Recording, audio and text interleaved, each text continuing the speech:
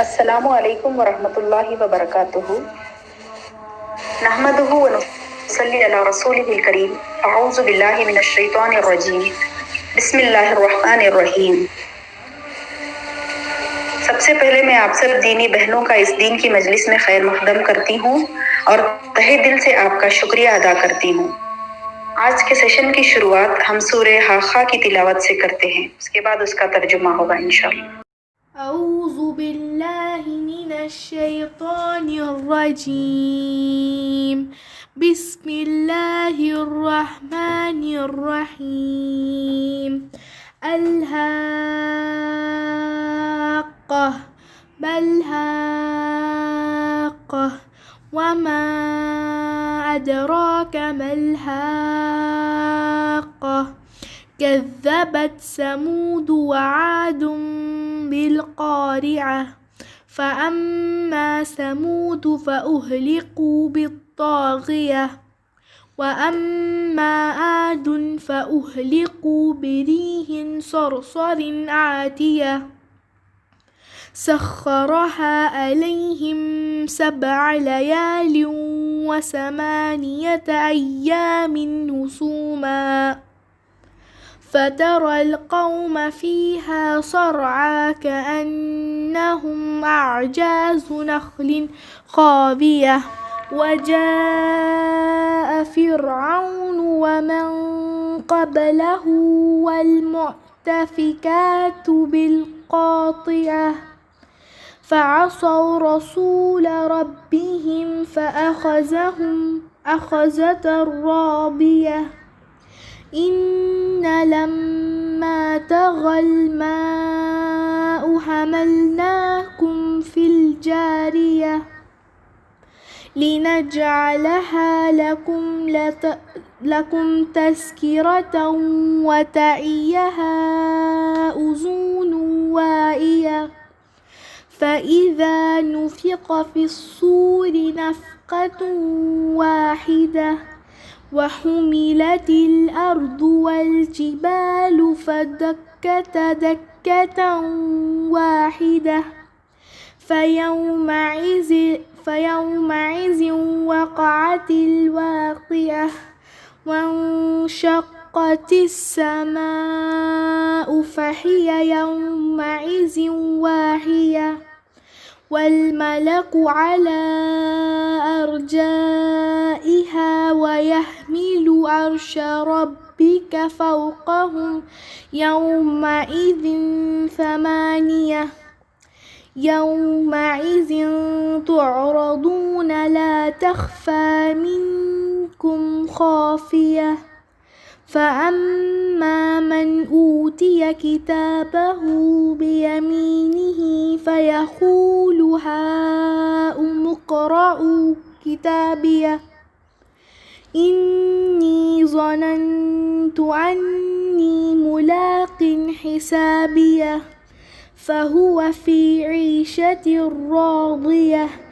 في جنة عالية قطوفها دانية كلوا واشربوا هنيئا بما أسلفتم في الأيام الخالية وأما من أوتي كتابه بشماله فيقول يا ليتني لم أوت كتابيه ولم أدر ما حسابيه يا ليتها كانت القاضية ما أغنى عني ماليه هلك عني سلطانيه خذوه فغلوه ثم الجحيم صلوه ثم في سلسلة زرعها 70 ذراعا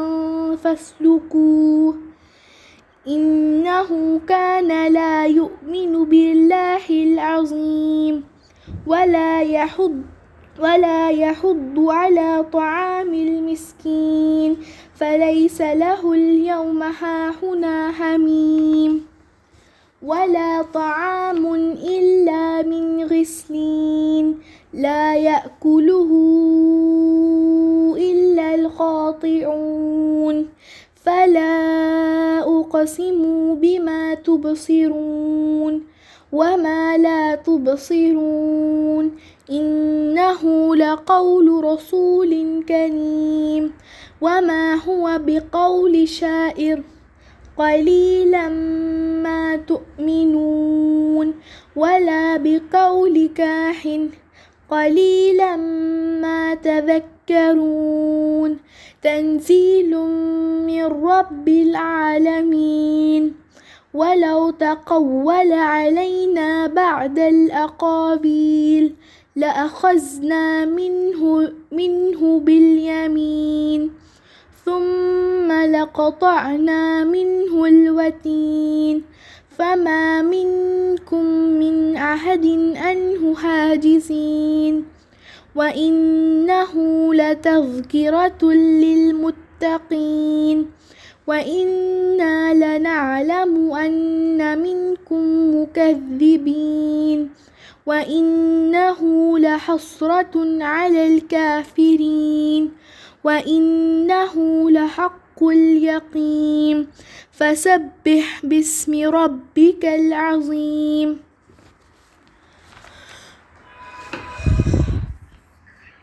شروع اللہ کے نام سے جو بڑا مہربان نہایت رحم والا ہے۔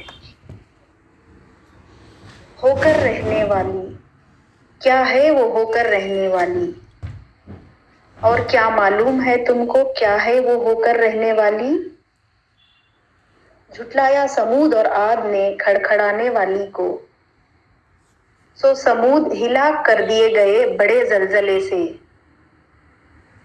اور ہے عاد تو وہ کر دیے گئے ایسی آندھی سے جو نہایت سرد طوفانی تھی۔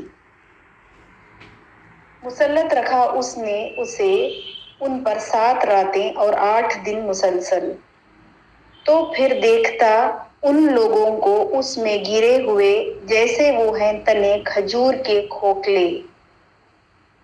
پھر کیا دیکھتا ہے تو ان میں سے کسی کو باقی؟ اور آیا فرعون اور جو تھے اس سے پہلے اور الٹی ہوئی بستیوں والے خطاؤں کے ساتھ،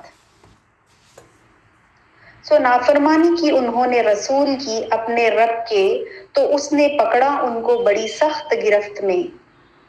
بلا شبہ جب طغیانی پر آیا پانی تو ہم نے سوار کر دیا تم کو کشتی میں، تاکہ بنیادیں اس کو تمہارے لیے یادگار، اور یاد رکھیں اسے کان جو ہوں یاد رکھنے والے۔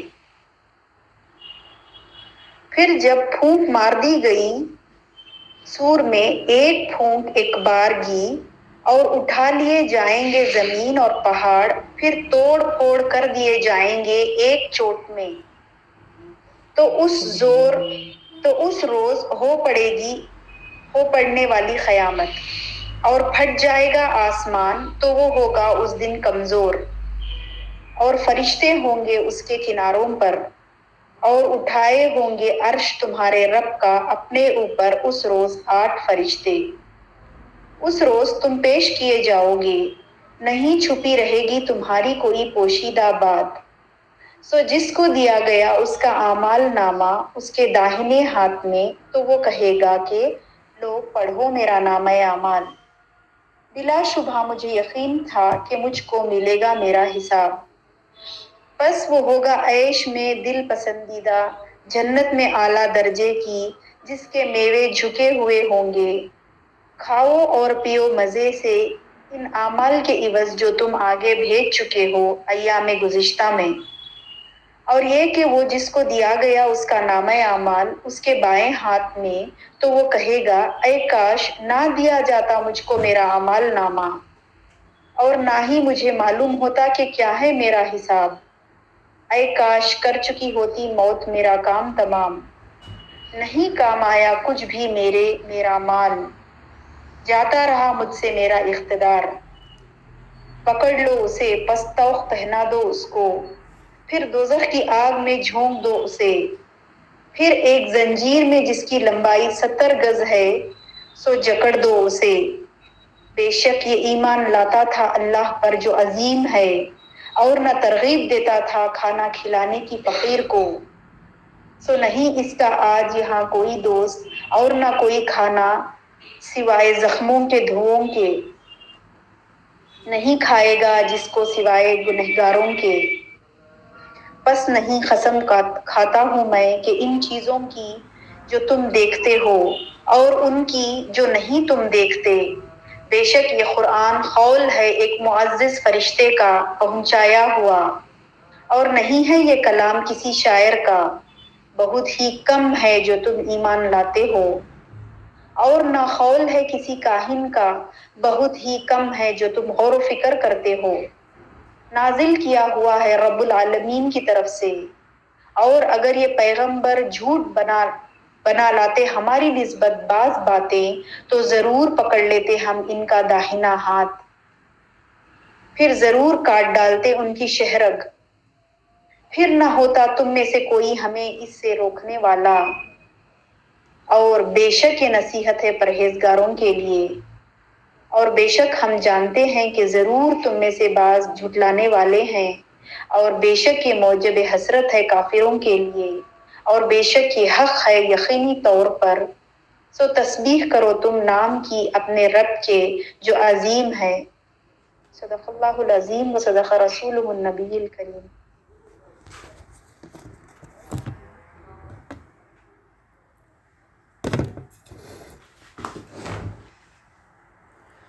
السلام علیکم ورحمۃ اللہ وبرکاتہ۔ نحمدہ ونصلی علی رسولہ الکریم، اما بعد، فاعوذ باللہ من الشیطان الرجیم، بسم اللہ الرحمن الرحیم۔ ربی زدنی علما، رب اشرح لی صدری ویسر لی امری واحلل عقدۃ من لسانی یفقہوا قولی۔ الحمد للہ والصلاۃ والسلام علی رسولہ الکریم وسید المرسلین واصحابہ اجمعین۔ پچھلے ہفتے ہم نے انسان کی زندگی کا مقصد کیا ہے، اس دنیا میں اس کے لائے جانے کا کیا مقصد ہے، اس ٹاپک پر قرآن کی روشنی میں کئی چیزیں معلوم کی تھیں۔ ہم نے جانا کہ دنیا کیا چیز ہے ہماری کائنات کے مقابلے میں۔ اللہ تعالیٰ نے اس کائنات، انسان اور جانداروں کی تخلیق کیسے کی اور اس کے پیچھے کیا مقصد تھا، فرشتوں، جن اور انس کی تخلیق کیسے ہوئی، انسان کو کس طرح علم کی وجہ سے فرشتوں اور جنات پر فوقیت اور برتری حاصل ہوئی، فرشتوں نے کیسے اطاعت کی اللہ تعالیٰ کی، اور شیطان نے کیوں حسد اور تکبر کیا، شیطان کا اللہ تعالیٰ کو چیلنج کر کے بنی آدم کی دشمنی پر اتر آنا اور اس کو اللہ کی سیدھی راہ سے گمراہ کرنا۔ انشاءاللہ ہم اب آگے کی تفصیلات جانیں گے۔ سورہ اعراف کی آیت 16 اور 17 میں ہم نے جانا تھا کہ شیطان اللہ تعالیٰ سے کیا کہتا ہے جب اللہ تعالیٰ نے اس کو قیامت تک کی مہلت دے دی۔ اس نے کہا، قال فبما اغویتنی لاقعدن لهم صراطک المستقیم، یعنی چونکہ آپ نے مجھ کو گمراہ کیا، میں قسم کھاتا ہوں کہ میں ان کے لیے، کس کے لیے؟ انسان کے لیے آپ کی سیدھی راہ بیٹھوں گا۔ پھر کیا کہا اس نے؟ ثم لآتینہم من بین ایدیہم ومن خلفہم وعن یمینہم وعن ایمانہم وعن شمائلہم ولا تجد اکثرہم شاکرین۔ پھر ان پر حملہ کر دوں گا، ان کے آگے سے بھی، ان کے پیچھے سے بھی، ان کی دائیں جانب سے بھی اور ان کی بائیں جانب سے بھی، اور آپ ان میں سے اکثر کو شکر گزار نہیں پائیں گے۔ شیطان اپنی گمراہی کا الزام اللہ تعالیٰ پر لگاتا ہے، جبکہ اس نے اللہ تعالیٰ کی نافرمانی کی اور حسد اور تکبر کیا۔ ایک تو اس نے نافرمانی کی، اللہ تعالیٰ کی بات نہیں مانی، اور پھر اپنے گناہ پر شرمندہ ہونے کے بجائے کیا کیا؟ غرور اور تکبر کیا، اور اس کا ذمہ دار اللہ تعالیٰ کو قرار دیا۔ اللہ تعالیٰ نے جب اس کی نافرمانی پر اس کو جنت سے اور اپنی رحمت سے دور کر دیا، تو اس نے اللہ رب العزت کو چیلنج کیا اور کیا کہا کہ وہ تو جہنم کی آگ کا ایندھن بنے گا ہی، لیکن وہ بنی آدم سے بدلہ لے کر رہے گا اور ان میں سے کثیر تعداد کو اپنے ساتھ جہنم میں لے جائے گا اور ان کو اللہ تعالیٰ کی ناشکری پر اکسائے گا۔ یہ وہ چیلنج تھا جو ابلیس نے اللہ تعالیٰ کو دیا۔ اس کے کہنے کا مطلب تھا کہ یہ مہلت جو آپ نے مجھے قیامت تک کے لیے دی ہے، اس سے فائدہ اٹھا کر میں یہ ثابت کرنے کے لیے پورا زور صرف کر دوں گا کہ انسان اس فضیلت کا مستحق نہیں ہے جو آپ نے اس کو دی ہے، جو آپ نے میرے مقابلے میں اسے عطا کی ہے۔ میں آپ کو دکھا دوں گا کہ یہ کیسا ناشکرا، کیسا احسان فراموش ہے۔ شیطان تھا تو مردود، لیکن اس نے کتنا سچ دعویٰ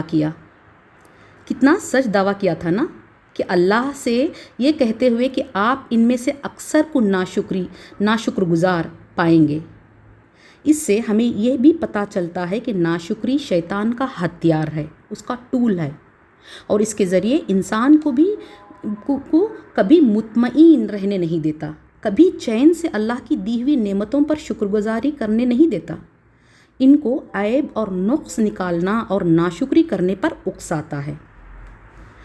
یہ مہلت یا وقت جو شیطان نے مانگا تھا اور اللہ نے اسے عطا فرمایا تھا، اس سے مراد محض وقت نہیں ہے، صرف وقت نہیں ہے، بلکہ اس کام کا موقع دینا بھی ہے جو وہ کرنا چاہتا تھا۔ یعنی اس کا مطلب یہ تھا کہ مجھے انسان کو بہکانے اور اس کی کمزوریوں سے فائدہ اٹھا کر اس کی نااہلی ثابت کرنے کا موقع دیا جائے، اور یہ موقع اللہ تعالیٰ نے اسے دے دیا۔ چنانچہ سورہ بقرہ آیت 61 سے 65 تک میں اس کی تصریح آتی ہے کہ ان آیات کا ترجمہ ہے، اور جب ہم نے فرشتوں کو حکم دیا کہ آدم کا سجدہ کرو تو ابلیس کے سوا سب نے سجدہ کیا۔ اس نے کہا کہ کیا میں اسے سجدہ کروں جسے تو نے مٹی سے پیدا کیا ہے؟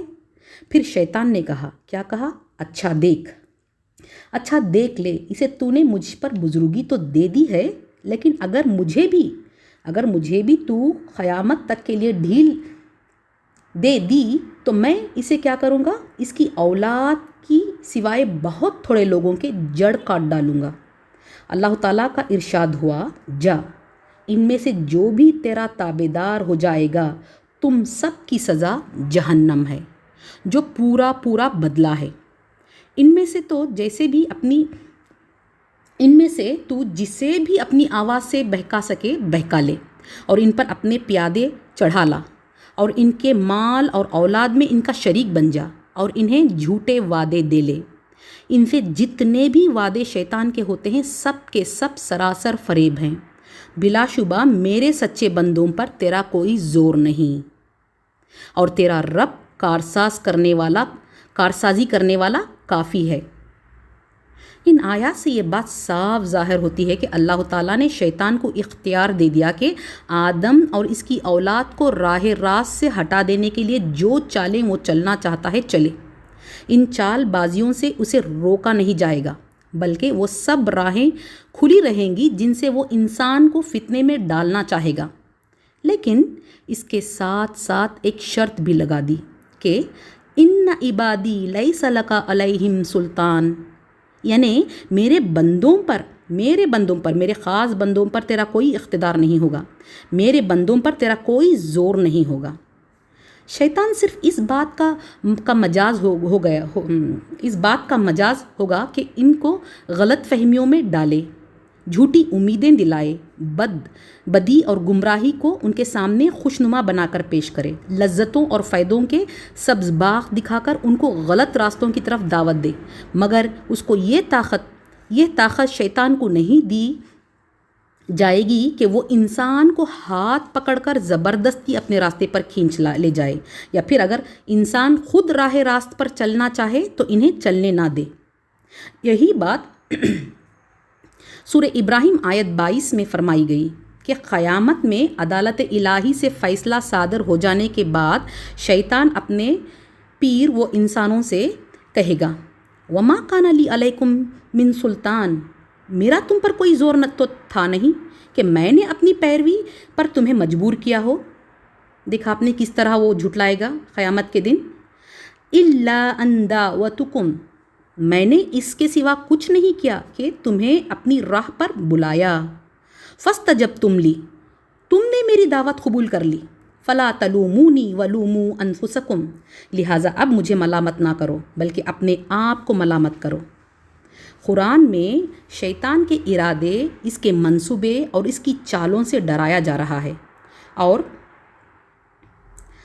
कहा जा रहा है कि दुनिया में कदम कदम पर शैतान जाल बिछाकर ताक में बैठा है, तो वहीं अल्लाह ताला जगह जगह सीधे रास्ते पर चलने वालों की हिम्मत अफजाई, उनको अपना साथ देने का वादा, उनको अपनी मदद फराहम करने का वादा और खुशखबरियाँ भी देता है।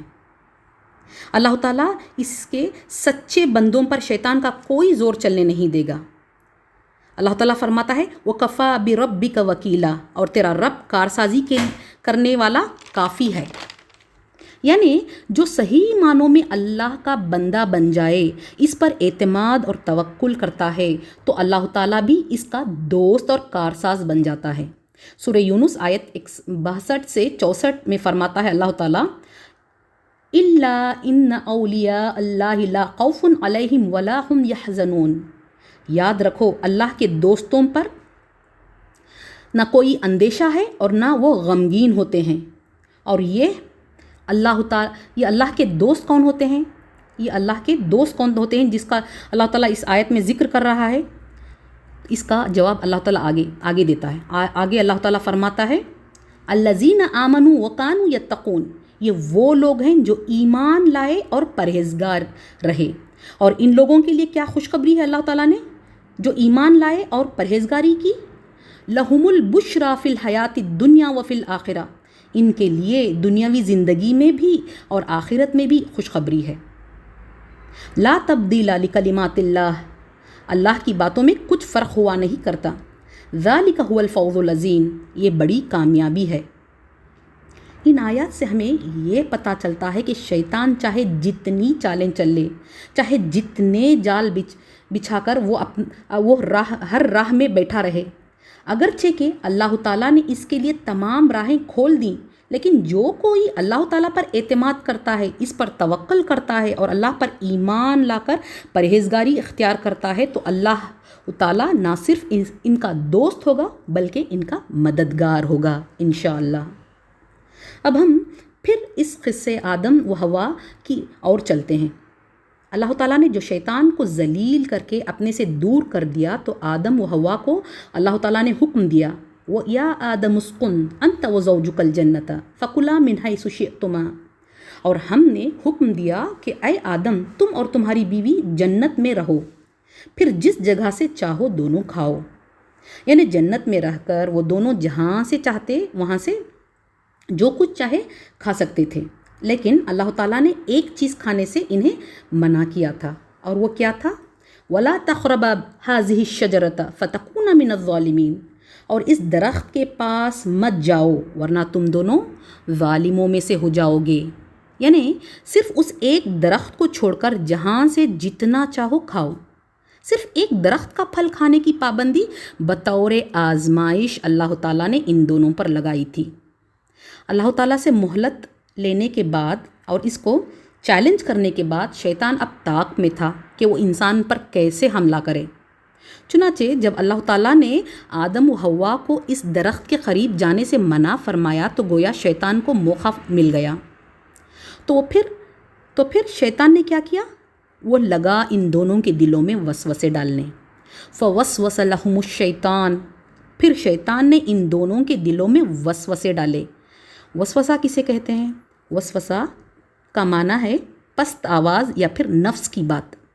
शैतान दिल में जो बुरी बात डालता है, इसको वसवसा कहते हैं। फ़वस्वस लहुमुश शैतानु लियुब्दिया लहुमा मा उरिया अन्हुमा मिन सौआतिहिमा, फिर शैतान ने उन दोनों के दिलों में वसवसा डाला ताकि उनकी शर्मगाहें जो एक दूसरे से पोशीदा थीं, इन्हें इनके सामने खोल दें। यानी शैतान का मकसद इस बहकावे के पीछे क्या था? حضرت آدم و حوا علیہ السلام کو جنت کے اس لباس سے محروم کرنا تھا جو اللہ تعالیٰ نے انہیں پہننے کے لیے دیا تھا۔ شیطان ان کا لباس اتار کر انہیں شرمندہ کرنا چاہتا تھا۔ سوآتہما یعنی کہ سوءتن کی جمع ہے، سوءتن یعنی شرمگاہ۔ اور شیطان نے کیا کہا؟ اور شیطان نے کیا کہہ کر آدم اور حوا کو اپنے فریب میں پھانسا؟ وَقَالَ مَا نَهَاكُمَا رَبُّكُمَا عَنْ هَٰذِهِ الشَّجَرَةِ إِلَّا أَن تَكُونَا مَلَكَيْنِ أَوْ تَكُونَا مِنَ الْخَالِدِينَ، اور کہنے لگا کہ تمہارے رب نے تم دونوں کو اس درخت سے اس لیے منع کیا ہے کہ کہیں ایسا نہ ہو کہ تم دونوں فرشتہ نہ بن جاؤ یا کہیں ہمیشہ زندہ رہنے والوں میں سے نہ ہو جاؤ۔ آپ نے دیکھا شیطان کیسے وسوسے ڈالتا ہے، کیسے وہ لوگوں کی سیدھی راہ سے بہکاتا ہے۔ اس نے آدم و حوا سے کیا کہا؟ تمہارے رب نے اس درخت کا پھل چکھنے سے اس لیے تم دونوں کو منع کیا ہے کہ اس درخت کا پھل کھا کر کہیں تم دونوں ہمیشہ جنت میں رہنے والے نہ بن جاؤ یا پھر تم فرشتہ نہ بن جاؤ۔ اللہ کے خلاف ان کے دلوں میں بدگمانی اس نے کیسے پیدا کی؟ اس سے یہ معلوم ہوتا ہے کہ وہ انسانوں کے دلوں میں اللہ تعالیٰ کے خلاف بدگمانیاں پیدا کرتا ہے، اللہ تعالیٰ کے حکم کی نافرمانی کرنے پر اکساتا ہے، اور یہ شیطان کا ٹریپ ہوتا ہے۔ وہ اس طریقے سے جال بچھاتا ہے اللہ تعالیٰ سے بدگمانی پیدا کر کے، اور اس نے مزید کیا کیا؟ اپنے بات میں وزن پیدا کرنے کے لیے ان دونوں کے سامنے یقین دلانے کے لیے پکی قسمیں کھائی، جیسا کہ سورہ اعراف کی اگلی آیت 21 میں آتا ہے وَقَاسَمَهُمَا إِنِّي لَكُمَا لَمِنَ النَّاصِحِينَ، اور ان دونوں کے روبرو شیطان نے قسم کھا لی کہ یقین جانے کہ میں تم دونوں کا خیر خواہ ہوں۔ جنت کی جو نعمتیں اور آسائشیں حضرت آدم و حوا کو علیہ السلام کو حاصل تھیں، ان سے شیطان اصل میں حسد کرتا تھا اور ان دونوں کو ان نعمتوں سے محروم کرنا چاہتا تھا، لیکن اس نے دونوں کو قسم کھا کر اللہ سے بدگمان کیا اور جھوٹ بولا کہ اللہ تعالیٰ تمہیں جنت میں رکھنا نہیں چاہتا، اس لیے اس نے تمہیں اس درخت کا پھل کھانے سے منع فرمایا ہے، کیونکہ اس پھل کی تاثیر ہی یہ ہے کہ جو اس کو کھا لیتا ہے وہ فرشتہ بن جاتا ہے یا پھر دائمی یا ہمیشہ کی زندگی سے حاصل ہو جاتی ہے۔ شیطان کی ان باتوں سے حضرت آدم و حوا علیہ السلام متاثر ہو گئے، اس لیے کہ اللہ والے اللہ کے نام پر آسانی سے دھوکہ کھا جاتے ہیں۔ فَدَلَّهُمَا بِغُرُورٍ فَلَمَّا ذَاقَا الشَّجَرَةَ بَدَّتْ لَهُمَا سَوْآتِهِمَا وَطَافِقَا يَقْصِمَانِ عَلَيْهِمَا مِنْ وَرَقِ الْجَنَّةِ، ان دونوں کو فریب سے معصیت کی طرف مائل کر لیا، پس ان دونوں نے جب اس درخت کو چکھا تو ان کی شرمگاہیں ایک دوسرے کے روبرو ظاہر ہو گئیں اور دونوں اپنے اوپر جنت کے درختوں کے پتے چپکانے لگے۔ اس واقعے یا پھر اس پورے قصے میں ہمیں کئی بے حد ضروری حقیقتوں پر روشنی پڑتی ہے۔ پہلا یہ ہے کہ انسان کے اندر جو شرم و حیا کا جذبہ، جو شرم و حیا کی فیلنگ ہے، وہ ایک فطری یا نیچرل جذبہ ہے، اور اس کا اولین مظہر وہ شرم ہے جو اپنے جسم کے مخصوص حصوں کو دوسروں کے سامنے کھولنے میں انسان کو شرم محسوس ہوتی ہے، وہ اس کی فطرت میں ہے۔ شرم انسان کی فطرت میں ہوتی ہے۔ قرآن ہمیں بتاتا ہے کہ یہ شرم انسان کے اندر تہذیب کے حاصل کر لینے کی وجہ سے نہیں، یا پھر اس کے سیولائز بن جانے کی وجہ سے نہیں، مصنوعی طور پر یا آرٹیفیشل طور پر اس پر میں پیدا نہیں ہوئی، بلکہ وہ ایک فطری نیچرل چیز ہے جو انسان کے اندر اول دن سے، اول روز سے موجود ہے۔ دوسری بات جو ہمیں اس قصے سے معلوم ہوتی ہے وہ یہ کہ شیطان کی پہلی چال، اس کا پہلا وار جو اس نے انسان کو فطرت انسانی کی سیدھی راہ سے ہٹانے کے لیے چلی، یہ تھی کہ اس جذبے شرم و حیا پر حملہ کیا اور برہنگی کے راستے سے اس کے لیے فواحش کا دروازہ کھولا اور اس کو جنسی معاملات میں بدرہ کر دیا۔ شیطان نے انسان کو ننگا کیا اور اس طرح فحش کا دروازہ کھولا۔ شیطان کا یہ فتنہ آج بھی جوں کا تیوں دنیا میں باقی ہے۔ آج بھی اس دنیا میں ترقی کا کوئی کام شروع نہیں ہو سکتا جب تک کہ عورت کو بے پردہ کر کے وہ بازار میں نہ لا کھڑا کریں، کسی نہ کسی طرح عورت کو عریاں نہ کر دیں۔ تیسری بات اس واقعے سے جو معلوم ہوتی ہے وہ یہ کہ یہ بات بھی انسان کی فطرت میں ہے کہ وہ برائی کی کھلی دعوت کو آسانی سے قبول نہیں کرتا۔ کوئی اگر برائی کی دعوت دے کھلم کھلا تو انسان اس کو ایکسیپٹ نہیں کرتا، بلکہ جب برائی کو خوبصورت بنا کر اس کے سامنے پیش کیا جائے تو دھوکہ کھا جاتا ہے۔ شیطان نے یہی کیا آدم و حوا کے ساتھ، اور آج دنیا میں کیا ہو رہا ہے؟ برائی کو خوبصورت بنا کر بڑے ہی سلیقے سے ریپ کر کے بیچا جا رہا ہے نا؟ چوتھی چیز اس سے یہ معلوم ہوتی ہے کہ انسان میں بلندی پر پہنچنا، اوپر جانے کی، بلندی پر پہنچنے کی ایک خواہش، ایک پیاس ہوتی ہے، اور اس کا ہونا بھی ایک نیچرل بات ہے۔ اور شیطان دھوکہ دینے کے لیے انسان کی اسی خواہش سے اپیل کرتا ہے۔ یہ شیطان کی سب سے زیادہ چلنے والی چال ہوتی ہے کہ وہ انسان کو بلندی پر لے جانے اور اس کی موجودہ حالت سے بہتر حالت پر پہنچا دینے کی اسے امید دلاتا ہے، اور اس کے لیے بلندی پر جانے کا وہ راستہ پیش کرتا ہے جو اسے بربادی کی طرف لے جائے۔ اس واقعے سے ہمیں اگلی اور بے حد ضروری بات جو پتہ چلتی ہے وہ یہ کہ لوگوں نے عورت کے اخلاقی، قانونی اور معاشرتی مرتبے کو گرانے کے لیے یہ مشہور کر دیا ہے کہ شیطان نے پہلے حضرت حوا علیہ السلام کو اپنے فریب میں پھانسا اور پھر ان کو آمادہ کیا کہ حضرت آدم علیہ السلام کو بہکائے۔ یہ سراسر غلط ہے۔ لوگوں نے پتہ نہیں اور کیا کیا قصے مشہور کر دیے ہیں۔ چونکہ حوا نے آدم کو شیطان کے بہکانے پر بہکایا تھا، اس لیے عورتوں کی کسی بات کو نہیں ماننا چاہیے، یا پھر یہ کہ حضرت حوا آدم علیہ السلام کو نہ بہکاتیں تو انسان آج جنت میں ہی ہوتا، اس دنیا میں آ کر مشقتیں نہ جھیلنی پڑتی اسے، نعوذ باللہ۔ ایسی باتیں مشہور کر رکھی ہیں کہ کہنے میں حیا آتی ہے۔ ہم نے سورہ بقرہ کی آیت 30 میں کیا پڑھا تھا؟ اللہ تعالیٰ اور فرشتوں کی گفتگو میں اللہ تعالیٰ نے کیا فرمایا فرشتوں سے؟ انی جاعل فی الارض خلیفہ، میں زمین میں اپنا نائب بنانے والا ہوں۔ کیا اللہ تعالیٰ نے یہ کہا تھا کہ میں آسمانوں پر جنت میں اپنا نائب بنانے والا ہوں؟ نعوذ باللہ۔ انسان بنایا ہی گیا تھا زمین کے لیے، زمین پر بسائے جانے کے لیے۔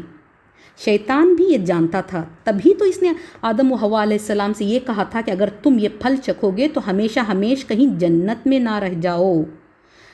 یہی کہہ کر اس نے ان دونوں کو گمراہ کیا تھا، ہے نا؟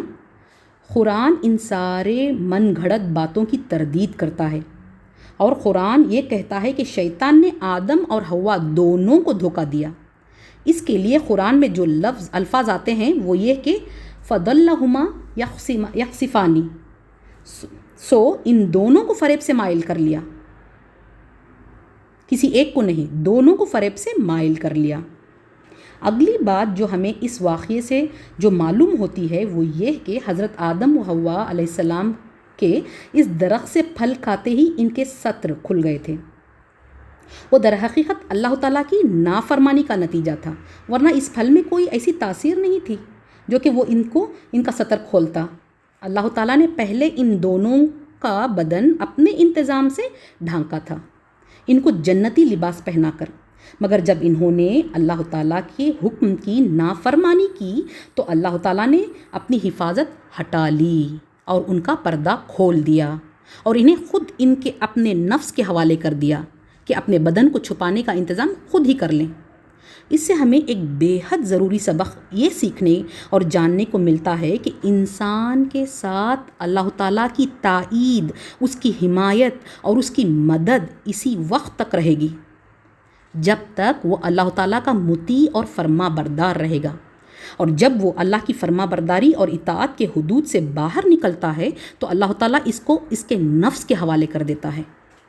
نبی کریم صلی اللہ علیہ وسلم نے اس کے متعلق دعا مانگی ہے، اللہم رحمتک ارجو فلا تکلنی الی نفسی طرفۃ عین، خدایا میں تیری رحمت کا امیدوار ہوں، پس مجھے ایک لمحے کے لیے بھی میرے نفس کے حوالے نہ کر۔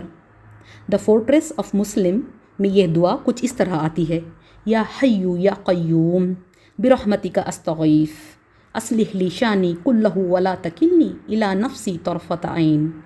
اے زندہ جاوید، اے قائم و دائم، میں تیری ہی رحمت کے ذریعے فریاد کرتا ہوں، تو میرا ہر کام سنوار دے اور مجھے آنکھ جھپکنے کے برابر بھی میرے اپنے نفس کے سپرد نہ کر۔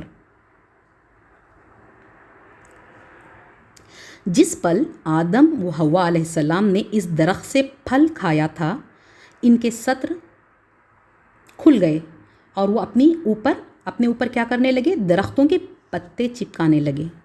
تو ان کے رب نے ان کو پکارا اس وقت جب وہ پتے چپکا رہے تھے۔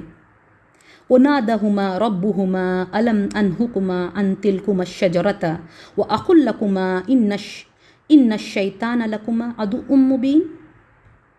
ان کے رب نے ان کو پکارا، کیا میں نے تم دونوں کو اس درخت سے روکا نہ تھا اور یہ نہ کہا تھا کہ شیطان تمہارا کھلا ہوا دشمن ہے؟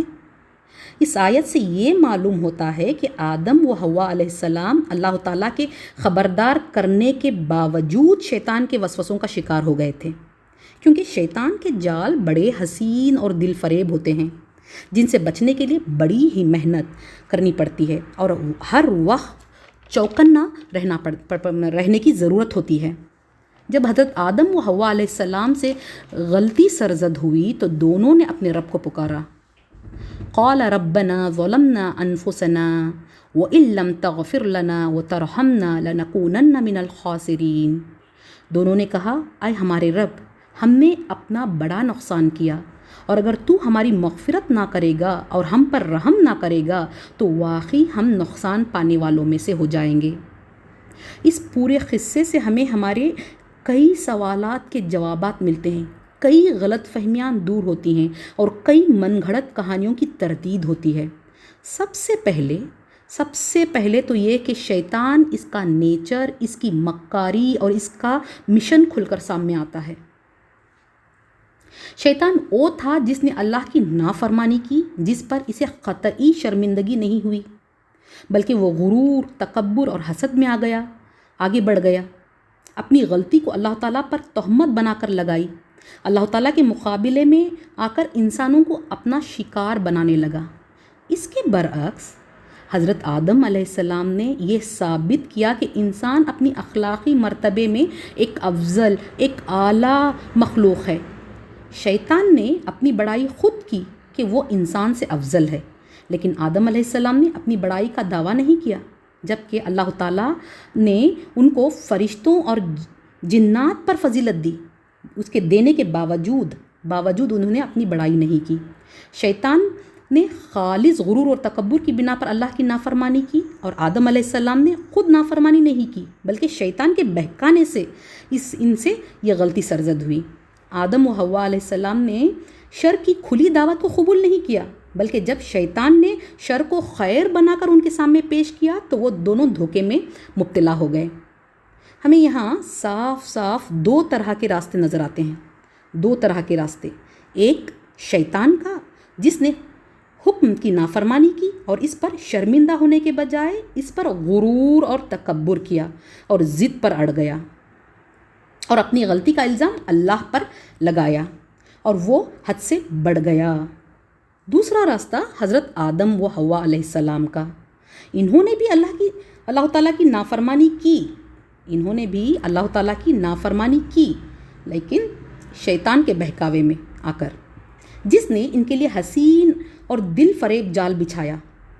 لیکن انہوں نے جیسے ہی اپنی غلطی کا احساس ہوا، انہوں نے اپنی ندامت اور پشیمانی کا اظہار بارگاہ الہی میں کیا اور توبہ و استغفار کیا۔ اب انہوں نے فرشتوں اور جنات پر فضیلت حاصل ہونے کے باوجود انہوں نے تکبر نہیں کیا۔ اللہ تعالیٰ نے ہمیں یہاں دو راستے بتا دیے، گناہ کر کر اس پر اترانا، اصرار کرنا اور اس کو صحیح ثابت کرنے کے لیے دلائل کے انبار فراہم کرنا، اور اپنی غلطی کو دوسروں کے سر باندھنا یہ شیطانی راستہ ہے، اور گناہ کے بعد احساس ندامت سے مغلوب ہو کر بارگاہ الہی میں جھک جانا اور توبہ و استغفار کا اہتمام کرنا اور اپنے گناہ کی ذمہ داری، اس کی ریسپانسبلٹی لینا اللہ کے خاص بندوں کا راستہ ہے۔ اللہم اجعلنا منہم۔ یہی وہ اصل سبق ہے جو اللہ تعالیٰ اس قصے سے یہاں دینا چاہتا ہے۔ ہمیں ضرورت اس بات کی ہے کہ ہم اپنے آپ کو اس واقعے کے سامنے رکھتے ہوئے چیک کریں کہ ہم کون سے گروپ میں آتے ہیں۔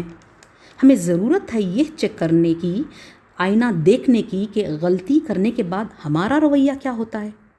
آیا ہم اپنی غلطی کے احساس ہونے کے پر شرمندہ ہوتے ہیں، اس غلطی کی رسپانسبلٹی لیتے ہیں اور اللہ کے حضور توبہ کر کے اس بات کا تہیہ کرتے ہیں کہ ہم آئندہ اس بات کا خیال رکھیں گے اور اس کو دہرائیں گے نہیں، یا پھر غلطی کرنے کے بعد اس کا نوٹس ہی نہیں لیتے؟ شرمندہ ہونا تو دور کی بات، اس پر اتراتے اور اصرار کرتے ہیں اور اپنی غلطی کو دوسروں کے سر باندھنے کی کوشش کرتے ہیں۔ اگر ہم ایسا کرتے ہیں تو یہ ہمارے لیے خطرناک حد تک مضر ثابت ہو سکتی ہے۔ ہمیں ہمارے ماں باپ حضرت آدم و حوا علیہ السلام سے کچھ سبق لینا چاہیے کہ انہوں نے شیطان کے بہکانے اور اس کا شکار بننے کے باوجود اللہ تعالیٰ سے یہ نہیں کہا کہ یہ شیطان کا قصور تھا، ان کا نہیں، بلکہ انہوں نے اپنے قصور کی ذمہ داری لی اور اللہ تعالیٰ کے حضور توبہ کی۔ غلطی کر کے اس پر اترانا یہ شیطان کا کردار تھا، اور غلطی کر کے اس پر شرمندہ ہونا، استغفار کرنا، یہ آدم علیہ السلام کا اخلاق تھا۔ جس طرح شیطان نے اس وقت اللہ تعالیٰ پر الزام لگایا کہ اگر آپ چاہتے تو میں گمراہ نہ ہوتا اور آپ کے چاہنے کی وجہ سے یہ سب کچھ ہوا ہے، ہم میں سے بھی بہت سارے لوگ اس غلط فہمی میں مبتلا رہتے ہیں کہ اگر اللہ چاہتا تو میں غلط کام نہ کرتی، اگر وہ چاہتا تو میں بھی نیک ہوتی۔ گویا اللہ تعالیٰ نے ہی نہیں چاہا، تبھی تو وہ ہمیں یہ سب کرنے دیتا ہے، اور تبھی تو وہ ہمیں سیدھا راستہ نہیں دکھاتا، ورنہ اللہ تعالیٰ کے ہاتھ میں کیا کچھ نہیں ہے؟ وہ ہم کو برائی سے کیوں نہیں روکتا؟ ایسا ہی سوچ کر ہم اپنے آپ کو مطمئن کرتے رہتے ہیں اور یہ کہتے ہیں کہ میرا قصور تو اتنا نہیں ہے۔ نعوذ باللہ، اصل میں تو اللہ تعالیٰ کا بھی ہاتھ ہے اس میں، کہ اس نے کیوں مجھے اس راستے پر لگایا، کیوں نہیں روکا؟ اس طرح کا سوچنا، اس طرح کی سوچ رکھنا سراسر غلط ہے۔ سورہ انعام آیت 148 میں اللہ تعالیٰ فرماتا ہے کہ یہ مشرکین یوں کہیں گے کہ اگر اللہ تعالیٰ کو منظور ہوتا تو نہ ہم شرک کرتے اور نہ ہمارے باپ دادا، اور نہ ہم کسی چیز کو حرام کہہ سکتے۔ یہ سوچ تو مشرکین کی ہے، یہ ہم مسلمانوں کی سوچ نہیں۔ کیا آج ہم مسلمانوں نے بھی یہی سوچ بنا لی؟ حالانکہ یہ بات درست ہے کہ کائنات میں اللہ تعالیٰ کی مشیت کے بغیر پتا بھی ہل نہیں سکتا، یہ اس کی مشیت ہے۔ جو کچھ ہو رہا ہے اس کو اللہ تعالیٰ ہونے کی اجازت دیتا ہے تو وہ ہوتا ہے، ورنہ ایک پتے کی بھی یہ مجال نہیں کہ وہ اپنی جگہ سے ہلے۔ مگر یاد رکھنے والی بات یہ ہے کہ ایک ہے اللہ تعالیٰ کی مشیت اور ایک ہے اللہ تعالیٰ کی رضا جسے کہتے ہیں۔ اللہ تعالیٰ کی مشیت یہ ہے کہ وہ آپ کو وہ سب کرنے دے جو آپ کرنا چاہتے ہیں، چاہے برائی ہو یا بھلائی۔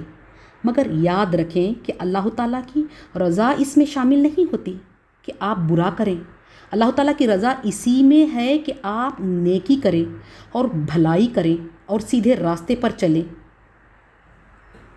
پھر کیوں اللہ تعالیٰ ہمیں نہیں روکتا برائی کرنے سے؟ اس لیے کہ اس کو امتحان جو لینا ہے ہمارا امتحان لینا ہے۔ اس لیے اس نے ہمیں آزادی دی ہوئی ہے اور ہمیں اختیار دیا ہوا ہے کہ دو راستوں میں سے کوئی بھی راستہ چاہے اختیار کریں۔ اس سے ہم یہ نہ سوچیں کہ وہ اس بات سے خوش ہے اور اس لیے ہمیں کرنے دے رہا ہے۔ نہیں، ایسا ہرگز نہیں۔ یہ بات ہم ایک چھوٹی سی مثال سے بہت اچھی طریقے سے سمجھ سکتے ہیں۔ کیا آپ نے کبھی دیکھا ہے جو ایگزامینیشن ہال ہوتا ہے اس میں ایگزامینر یا انویجیلیٹر ہوتا ہے، وہ کس کسی اسٹوڈنٹ کا ہاتھ پکڑ کر نہیں روکتا جب وہ غلط جواب لکھ رہا ہوتا ہے؟ کیوں وہ جانتا ہے کہ یہ تو غلط جواب ہے، پھر کیوں نہیں روکتا؟ اس لیے کہ کیونکہ یہ امتحان کا ہال ہے، ایگزامینیشن ہال ہے۔ وہ ابھی اس ایگزامینیشن ہال میں کچھ نہیں کہے گا، وہ ابھی خاموش رہے گا۔ وہ نتیجے والے دن یعنی رزلٹ والے دن ضرور بتائے گا اس کو کہ تم نے یہ غلط کیا ہے اور اس جگہ تم نے غلطی کی ہے۔ اللہ تعالیٰ نے بھی ہمیں اس وقت ایک ایگزامینیشن ہال میں رکھا ہوا ہے ہم سب کو۔ یہ دنیا امتحان کی جگہ ہے۔ اللہ تعالیٰ جانتا ہے کہ ہم غلط کر رہے ہیں، وہ اس میں خوش نہیں ہو رہا ہے کہ ہم غلط کر رہے ہیں، بلکہ وہ خاموش ہے اور ہمیں نتیجے والے دن یعنی قیامت میں فیصلے والے دن بتائے گا کہ تم نے یہ غلط کیا ہے۔ اللہ تعالیٰ کے اس نظام کو ہم سمجھتے نہیں، تبھی تو یہ شکایتیں کرتے ہیں کہ اللہ تعالیٰ یہ کرنے کیوں دیتا ہے؟ اللہ تعالیٰ کہاں ہے؟ اللہ تعالیٰ ہماری مدد کیوں نہیں کرتا؟ اللہ تعالیٰ نے ہمارے ہی راستے میں مشکلات کیوں رکھ دی؟ ایمان والے کیوں اس دنیا میں مشکلات کا سامنا کر رہے ہیں اور کافر اور مشرکین تو عیش کر رہے ہیں، اور انہیں دنیا بھر کی تمام نعمتیں حاصل کیوں ہیں اور ہمیں کیوں نہیں؟ اس میں ہمیں کئی چیزوں پر غور کرنے کی ضرورت ہے اور سمجھنے کی ضرورت ہے۔ اس میں پہلی چیز جس کو سمجھنے کی جو ضرورت ہے وہ یہ کہ اللہ تعالیٰ رحمان اور رحیم ہے۔ الرحمن اور الرحیم یعنی بہت رحم کرنے والا ہے، دا موسٹ گریشیس جسے کہتے ہیں۔ اور ہم جانتے ہیں انگریزی میں موسٹ سپرلیٹو ڈگری ہے، یعنی کہ ڈگریز آف کمپیریزن میں ایک ہوتا ہے مچ اور پھر ہوتا ہے مور اور پھر ہوتا ہے دا موسٹ، جو کہ ایک میگزیمم ڈگری آف کمپیریزن ہے، یعنی کہ اللہ تعالیٰ دا موسٹ گریشیس سب سے زیادہ رحم کرنے والا ہے۔ رحم کرنے والوں میں اس ہستی سے بڑھ کر کوئی کسی پر رحم کر ہی نہیں سکتا۔ یہ صفت ہے اللہ رب العزت کی۔ ایسا رحمان، ایسا رحیم کیا کسی پر زیادتی کرے گا؟ نعوذ باللہ، ایسا سوچنا ہمارے نفس کا وسوسہ ہی ہو سکتا ہے۔ اللہ تعالیٰ سورہ اعراف آیت 42 میں فرماتا ہے، لا نکلف اللہ نفسا الا وسعها، ہم کسی شخص کو اس کی طاقت سے زیادہ کوئی کام نہیں بتاتے۔ جو بات اللہ تعالیٰ اس آیت میں بتا رہا ہے اس کو ہمیں ذہن نشین کر لینے کی ضرورت ہے۔ اللہ تعالیٰ یہاں یہ بتانا چاہتا ہے کہ ایمان اور عمل صالح اور سیدھے راستے پر جمے رہنا یہ ایسی چیزیں نہیں ہیں جو انسان کی طاقت سے زیادہ ہوں اور انسان ان پر عمل کرنے کی قدرت نہ رکھتا ہو، بلکہ ہر انسان ان کو بآسانی اپنا سکتا ہے۔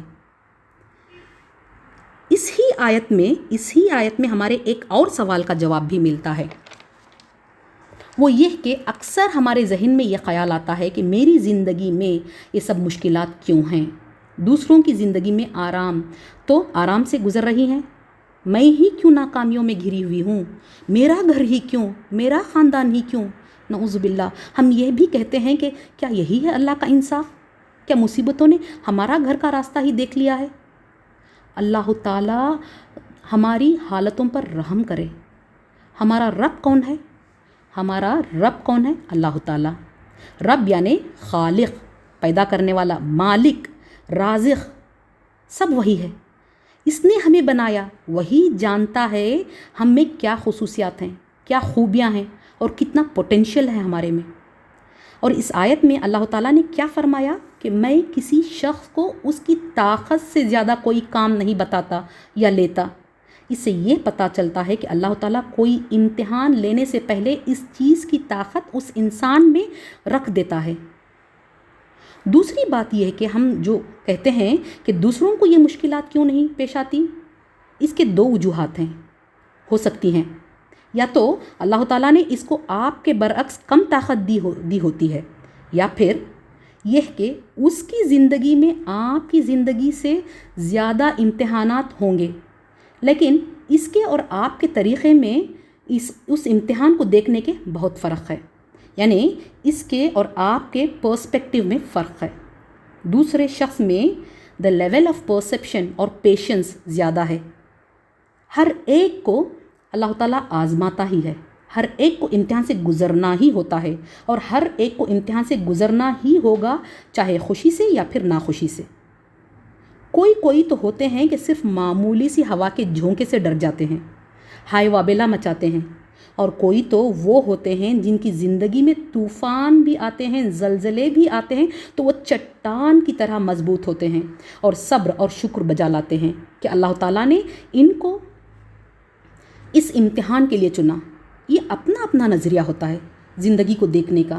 اگر انسان میں ایمان، اللہ تعالیٰ کی ذات پر توکل، استقامت، صبر اور شکر ہو تو وہ بڑے سے بڑے طوفان کا سامنا کر سکتا ہے، کیونکہ اللہ تعالیٰ پر ایمان وہ قوت ہے جس سے اس کی جڑیں مضبوطی سے زمین میں پھیلی ہوتی ہیں، اور کوئی آندھی یا کوئی طوفان اس کا کچھ نہیں بگاڑ سکتی. اس کے برعکس وہ انسان جس کو اللہ پر یقین ہی نہیں اور اس سے ہمیشہ شکایتیں ہوتی ہیں، وہ معمولی سے ہوا کے جھونکے پر بھی بکھر جاتا ہے. مشکلات تو آتی ہیں ہر ایک کی زندگی میں، لیکن اللہ تعالیٰ کیا فرماتا ہے؟ سورہ علم نشرح آیت 5 اور 6 میں فَإِنَّ مَعَ الْعُسْرِ يُسْرًا، پس یقیناً مشکل کے ساتھ آسانی ہے. پھر اگلی آیت میں دوبارہ فرماتا ہے اِنَّ مَعَ الْعُسْرِ يُسْرًا، بے شک مشکل کے ساتھ آسانی ہے. یعنی مشکلات، آزمائشیں اور امتحانات ہر ایک کو آ کر رہیں گی، لیکن ہمارے لیے ان آیات میں کیا خوشخبری ہے کہ مشکل کے ساتھ آسانی ہے. اللہ تعالیٰ یہ نہیں کہہ رہا ہے کہ مشکل کے بعد آسانی ہے، مشکل کے بعد آسانی ہے یہ نہیں کہہ رہا ہے، یا پھر یہ کہ پہلے تم مشکلات کا سامنا کر لو پھر آسانیاں بھی آئیں گی، بلکہ اللہ تعالیٰ یہ کہہ رہا ہے کہ مشکل کے ساتھ ساتھ ہی آسانی بھی ہے. ماں کے معنی ہیں کیا؟ ساتھ. پھر سے اللہ تعالیٰ دوبارہ ارشاد کرتا ہے کہ یقیناً بے شک مشکل کے ساتھ آسانی ہے.